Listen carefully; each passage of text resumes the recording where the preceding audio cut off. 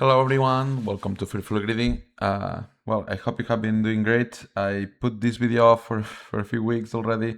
I planned to do it like right after the earnings report from Seaport, which was more than a month ago. But life came around and did its thing, so we're here.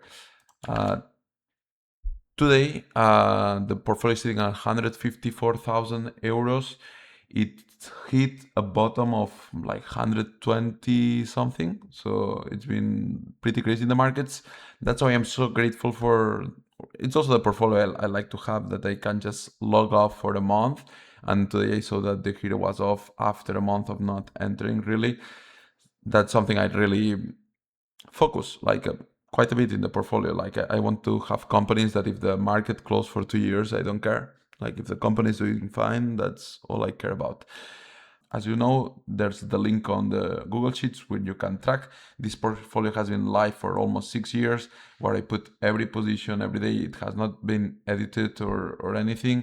And I have 156% gain on 60,000 euros, okay?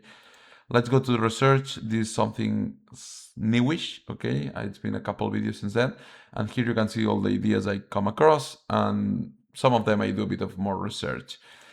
It's been a month since I logged in, as I told you, but this presentation was done then, and we'll just go over it, get it done, and I expect tomorrow to add more companies here, so you can see on the research page what I'm doing.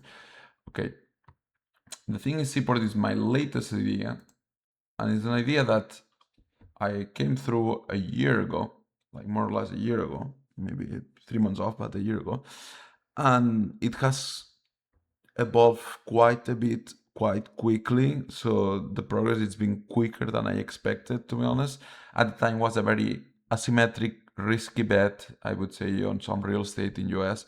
If you want to get the thesis again, just go to the original video and watch that. But here will be just an update on really meaningful things that have happened that didn't move the price really. That for me they made this investment way less risky, like probably half as risky or even less, and the price is the same, which is kind of crazy. Those are the kind of things you have to look for. Okay, the sale one is the sale of 250 Water Street, which is new from a few months ago, but this has already changed the thing quite a bit. $143 million.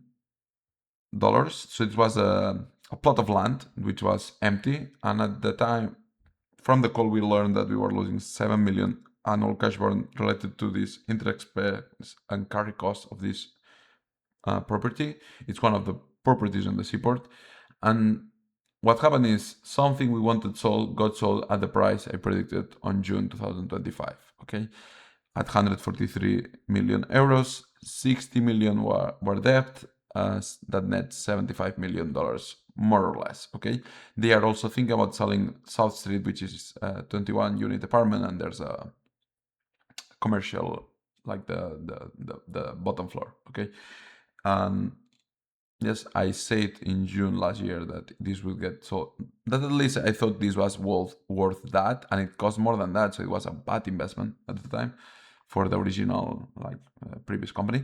But it was sold at $143 million, as I said, and you can see here the page where they declared that in February 2026. Okay, so something we wanted sold got sold, further de-risking the balance sheet and getting a longer runway without having to tap into debt.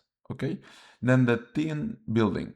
Okay, this, like, let's say 50% of the cash burn of the mess that this company was in was the team building. And the fact that this happened and this move didn't move the company $1 is, to me, kind of crazy, I would say. This was a ridiculous cash burn, like you could say, depending how you count it, but $33 million lost were this, and they were losing like $60-70 million. So 50% of the loss was this. And one thing, they didn't just close it down and stop the loss, which wouldn't completely stop the loss, but it would bring it close to zero. They rented it already to someone else. They leased it. So now Lux Entertainment will do their balloon museum in the team building, and it will be kind of Meow Wolf once again, bring a lot of they get millions of customers, visitors in the world, and it's the sort of attraction that the Seaport really needs to drive traffic there, because there's not enough traffic. It's not, you don't go there to go somewhere else. There's not enough things happening there, so you have to build the traction to revitalize the neighborhood. Okay, this was the single biggest problem with the entire thesis, and now it's not. Plain, simple. Like, we don't need complicated stuff. And this was from the original write-up, where there's also a link in the portfolio Google Sheet.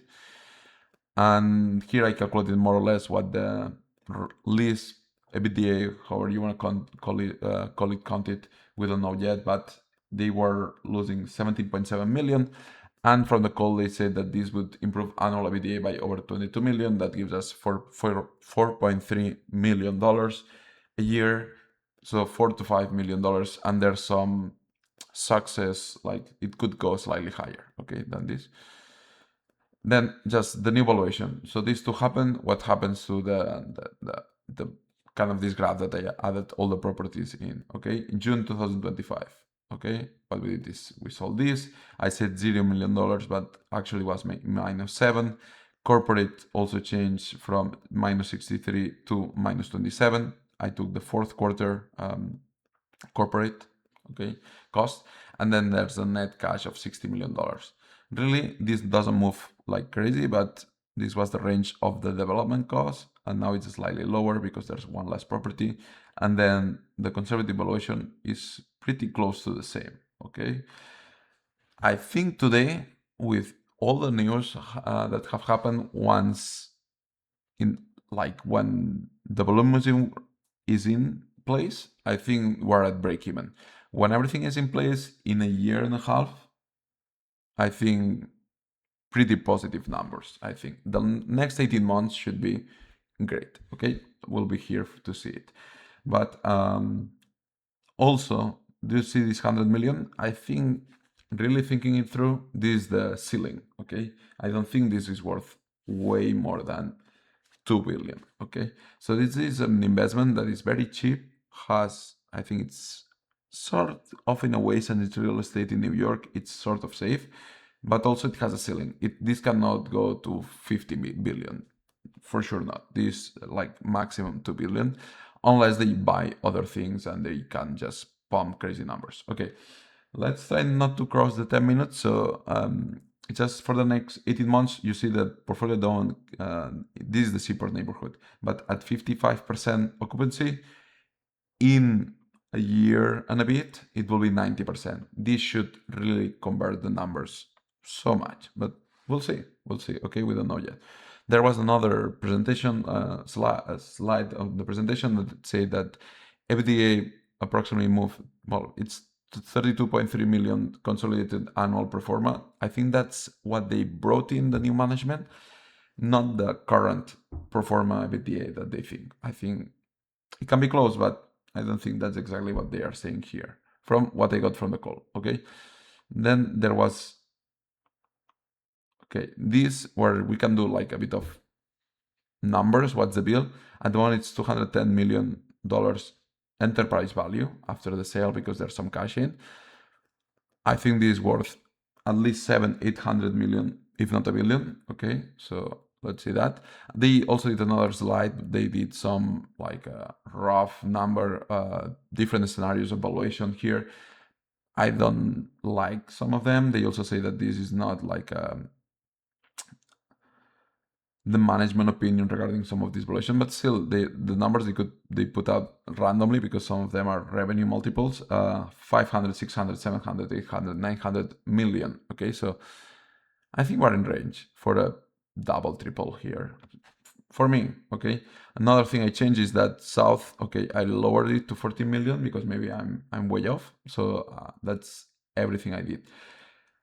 And the capex, we know that they want to spend 70 to 90 million to finalize stabilizing all these properties. Okay, so there's some money that they cannot just rebuy or pay a special dividend, they still need to pay them, do these investments in the properties, which I prefer them doing this than any dividends or buybacks or anything at the moment. Okay, so I bought 13,000 euros more. Now it's a 30,000 euro position, or 22% of the portfolio. 20% today, okay, because Carvana has run a bit. Okay, that's it for me today. I think this week I will start again with having companies here in the research, so you can just see the new positions. And when I have something juicy, nice that I would like to share, I will share it. Okay. Thank you for watching. Be safe. Thank you. If you like it, subscribe, like the video. It helps a lot. Okay. Bye bye.